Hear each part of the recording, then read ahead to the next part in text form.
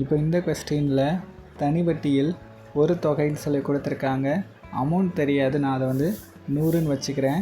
20 வருஷத்தில், அப்போ வருஷம் என்ன 20, 3 மடங்கு ஆகுது. அப்போ 100ஓட 3 மடங்கு எவ்வளோ 300.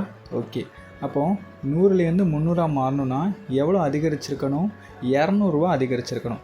ஸோ 200 நமக்கு இன்ட்ரெஸ்ட் கிடச்சிருந்துச்சுன்னா 300 மாறி இருக்கும். வட்டி ஃபஸ்ட்டு, அந்த வட்டி என்னன்னு தெரியாதுல்ல, இதுக்கு வட்டி என்னென்னு கண்டுபிடிப்போம். அப்போ 100 வருஷம் 20, ஸோ இன்ட்டு 20, வட்டி தெரியாதது x divided by 100 is equal to எவ்வளோ 200 கிடச்சா தானே 3 மடங்காக மாறும். ஸோ 200 எழுதிக்கிறேன். இப்போ இதுவும் கட்டாயிரும், இதே அடித்து இதே அடித்தா 10. அப்போ வட்டி எவ்வளோ பார்த்தீங்கன்னா 10% தான் வட்டி. இப்போ எனக்கு என்ன கேட்டிருக்காங்கன்னு பாருங்கள், காலத்தில் 2 மடங்கு ஆகும் அப்படின்னு கேட்டிருக்காங்க. எவ்வளோ காலத்தில் அந்த தொகை 2 மடங்கு, அந்த 100 இதில் காலம் எனக்கு என்னன்னு தெரியாது, எக்ஸ்னு வச்சுக்கிறேன்.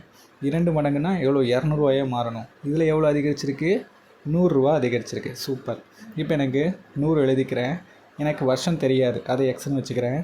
இது வட்டி விகிதம் கண்டுபிடிச்சிட்டோம், 10% கண்டுபிடிச்சோமா. ஸோ 10 டிவைடட் பை 100ன்னு எழுதிக்கிறேன் சீக்வல் டு 100 மாறுறதுக்கு. இப்போ இதுவும் கட்டாயிரும், இதே அடித்தா 10. அப்போ எத்தனை வருஷம் 10 வருஷத்தில் அந்த தொகை 2 மடங்காக மாறிடும்.